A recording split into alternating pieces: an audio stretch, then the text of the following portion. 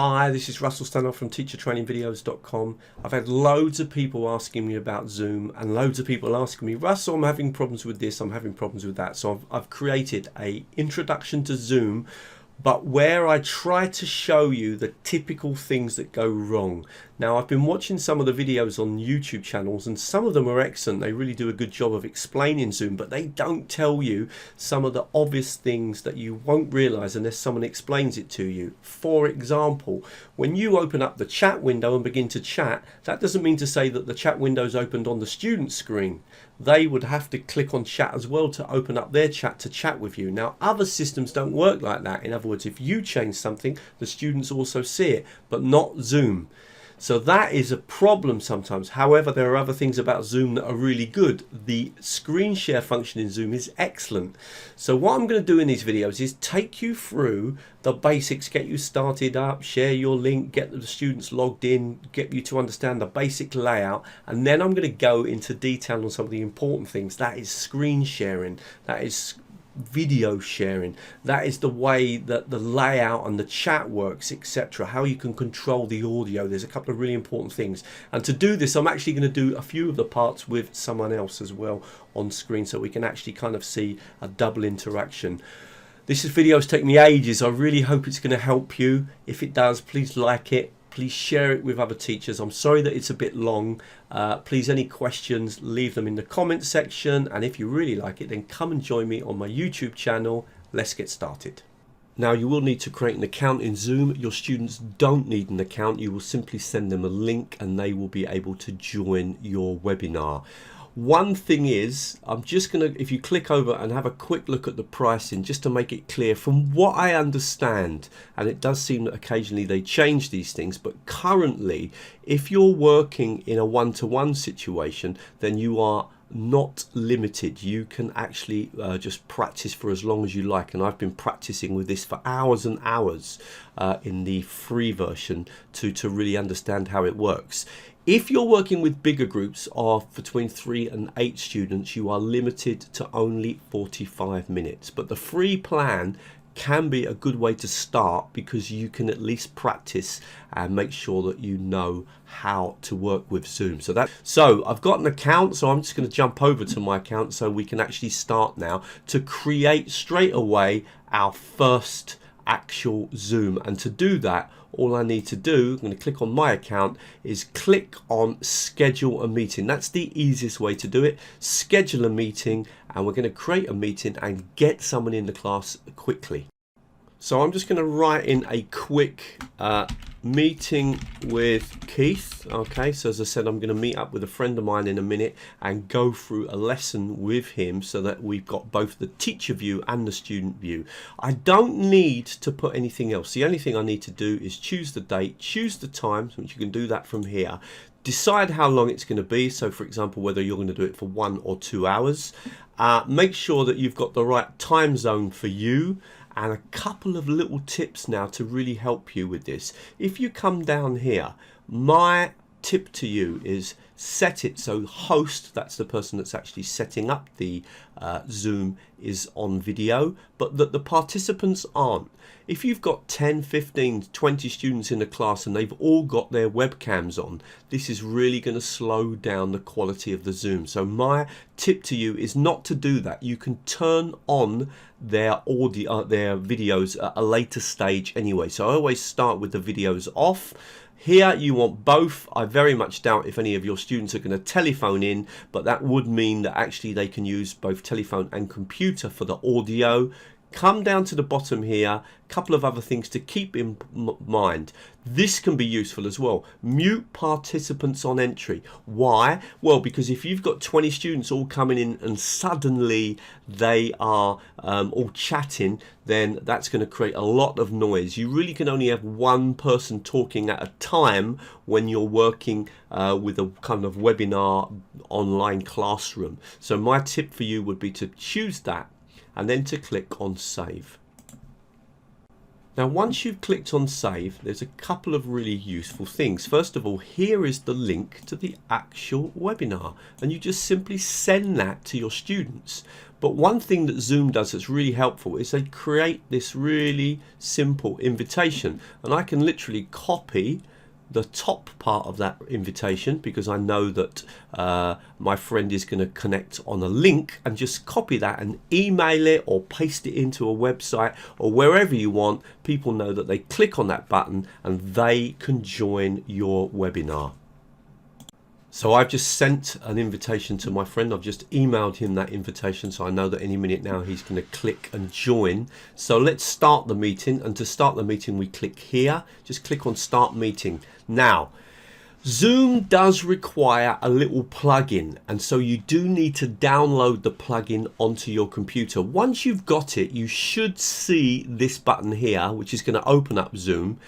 If you haven't got the plugin, you will need to download it for the first time, download and run the plugin. Once you've got it on your computer, you've got it forever, hopefully, and therefore you'll just simply be able to start your Zooms by clicking here. So I'm going to do that, and it's going to bring me into a little window where it's going to ask me, first of all, to check my sound. First of all, click on this button and test that your sound is working. So you can do this by just, do you hear a ringtone? Okay. And the second one, you can say yes. And then the second one, in fact, I'm going to change that and use this one here. So let's, yeah, that's okay. And then I'm going to say, hello, hello, hello. Hello, hello, hello. And yes, it's working. So I'm going to click on yes. So now I'm ready now. Okay. And this is the important thing. Once you've said yes to those, you then need to click on this button, Join with Computer Audio. This will come up on the screen. Join, and make sure you click on that, because it's that actually activates both your audio for hearing and for the speaking. So click on that button and you should be started, okay? And hopefully come into the room. Okay, we're on Zoom now, and I'm sorry that you've got a ginormous face of me presenting to you, and in fact I can turn that off. So what you can see here, the important thing is when you roll your cursor over, you'll see that the controls, most of the controls are at the bottom, and I'm going to point out a couple of really important things. First of all, you're going to want to open up the chat window. Click on this button, and that's going to open up the chat to the right hand side. Obviously that's going to be one of the quick ways that you can communicate with your students. So I'm just going to click on that button now.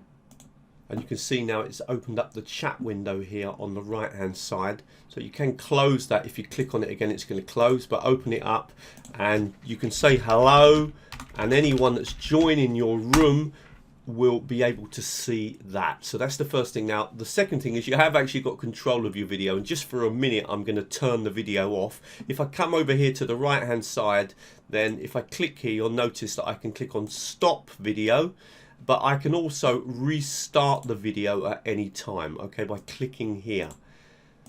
Now let's go through some of the most important settings.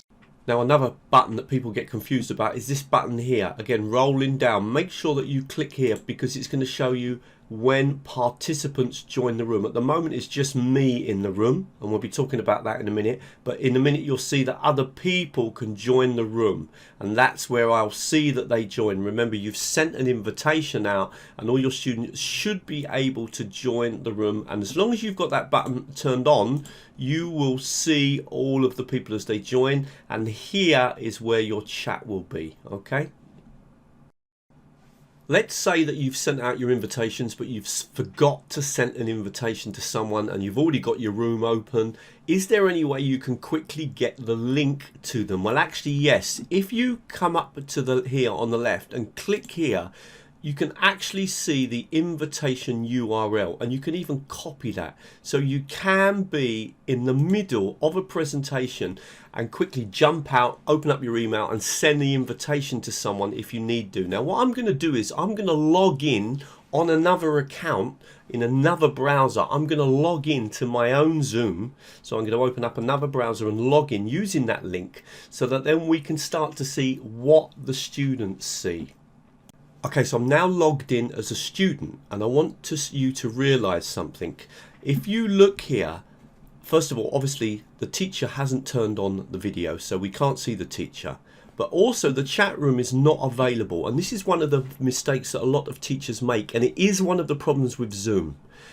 In other words, if you as a teacher open your chat window, that does not mean that the chat window is open to the students. The students would still need to click here to open up the chat window to make sure that the chat window is available to them. So they need to do that. And the same with the participants window. Okay, so now they can see themselves and they can see their teacher. This is a problem with Zoom. As I said, it's not necessarily my tool of choice because there are certain things about it that I don't like. One of them is that you haven't got enough control over certain features. You might do something as the teacher and think your students can see it and they can't. So you need to explain to them that they need to click on both the participants window and the chat window as well to make sure that they can communicate with the students. Now in this case, now we've got both of the windows open. They can see themselves. I've called, the student is called Tom, and they can see the teacher here, and they can also chat by just clicking here at the bottom and say hello everyone, and that is sent to everybody in the room. Sorry, I spelled that wrong. Okay, so really important points. And when I've been doing some training this week, I've been doing quite a lot of individual training. Once I've learnt to use this technology, that was coming up as a problem. However, there are some really good features in Zoom in terms of teaching, and we're going to focus on those in a minute. Okay, so now we're going to start to go into the part where we're going to do some live sessions with teachers so that you can kind of see what both the student can see and what the teacher can do. And we're going to start with me being the participant and my friend Keith being the presenter. We're going to talk about the audio first, because you can't have all your students speaking. You've got to think about what you're going to do to deal with that problem. You can get the students to raise their hands, and you can turn their audio on, and I'm going to take you through that and highlight how we can deal with it. So when you're working with the audio, you'll see the list of your students here, and the first thing is you can mute them all. If you haven't muted them before they come into the room, you can mute them all here, and then you can just roll over a participant and you can either turn on or off their audio. So that way you can say to a student when you want them to speak. So they can either do that in the chat window, or they can raise their hand, and by doing that they are able then, or you're able to say, right, okay, I'm going to turn on the audio and you can now speak, because you can't have all the students speaking at the same time. Let's actually see Keith doing that with me. Turn you on from here, or I can turn you off. Right, do you want to try that? Turn off your audio, yeah. So if I want to turn off your audio, I can do that. Right, so that's interesting for me to know this end. Right, so now I'm not hearing you, but I'm going to just return you on again. Here we go. There you go, back again. Brilliant. Okay, so that's really interesting, that facility. So let's have a. So we talked a little bit about the things on the left hand side. Now there's a couple more. Can you turn, at the moment you can see me on the webcam. Do you have the control to get rid of my ugly face? Yeah, I can. Yeah, I can. I'm going to turn you off and then turn you back on again. Hang on a sec. Let's have a look. So that will go. Right. In terms of the video, what I've got up here is that I can, if you put up your hand, I can put your hand down. Yeah. I can silence you. In terms of the video, under the other menu, I can stop your video. Let's have a look. There you go. Yeah. Then you're just as a name. So if you're putting funny faces, I can turn you off if you're putting me off. And then let's just see if we can. Can you turn the video back on again? Yeah, I'm just having a look for. There we go. Okay, and then I need to click on the. So that's interesting, Keith. When you stopped me, right, and then I needed to, and then you set me up to start again, I had to click on Start Video to actually start that process. Yeah, so and I get. Obviously, I'm running the Spanish system. Okay, going to come to one of the most important things now, and that's the ability to screen share. And the way that screen share works, and this is really, if you're a teacher, this is perhaps the most important thing. I'll give you a couple of examples why. First of all, if you want to play a video to your students, you can open up the video onto your computer screen, screen share through Zoom, and then you need to click on one button to make sure that the students can also hear it, and then you can play the video, you can watch the video, and they are also seeing the video. And once you finish, you just stop screen sharing, it comes back to normal. So if you want them perhaps to listen to a video and then to discuss questions, the good thing with the screen share is one of the good things in Zoom, you've got control. So when you pause it, it's paused for them as well. Not all screen sharing tools work like that. Now, when you do screen share, it doesn't just have to be a video. I could screen share, for example, an exercise. So I could open an exercise onto the screen of my computer, screen share it so the students can see it, and actually I can even mark that exercise. I can underline things on that exercise. So to screen share, I won't obviously play my video while I'm doing this, just to make it absolutely clear. You come down to this button here, click on screen share, and what you need to do is you need to choose which of the windows you want to screen share. So I'm going to screen share this tab because I want to play this video. But make sure that you click on this button here, okay? Because if you click on that button, it will make sure that the audio plays for your students. Then click on the share button, the video will open, you're now sharing the screen, and you can click on the video. Somber language, heralding state interventions, unprecedented. When you stop, it stops for them as well. You've got control. This is actually one of the really good features about working with Zoom. And then when you've finished, you click on stop. And now you're back out of screen share. That's the way screen share works. But I want to just take you through a few more things. Let's talk about some other ways that you can use screen share. Okay, so let's look at another option. This could be with a document, it could be with a picture. Again, I'm just trying to make the point that you can screen share anything. So I'm going to screen share a PowerPoint slide, and I'm going to click on share and open that onto the screen. The students will be able to see this now, but if I come up to the top here and click over on a note, I can even choose to be able to draw on that screen, so I can mark things as I'm talking about them, and that can be quite useful. Okay, now a little tip: if you're on this screen, for example, and then you click on here and you want to move to the next screen, so let's say I move back to this one, you'll notice that the drawing's still on the screen. So while you're on that screen, make sure you come over to clear, click on clear all drawings, and then move to your next screen. And then of course the drawings will be clicked out the way. I hope that video was useful. Please come to teachertrainingvideos.com. Lots of more free videos, and I've done a special section for teaching online, and then there's lots of technologies along here that you can look at. If you want to sign up and follow my newsletter, that'd be a good idea. You keep up with all the latest blog posts and the webinars and the online courses and all the videos I put up. And you could also follow me on YouTube. And I've got quite a lot of subscribers on my YouTube channel now, around about 13,000. That's getting quite popular. And you can also contact me from this website if you just scroll down to the bottom. If you want to ask me about online courses or online training, I'm doing courses with individuals and with groups. And I hope that was useful, and thank you very much.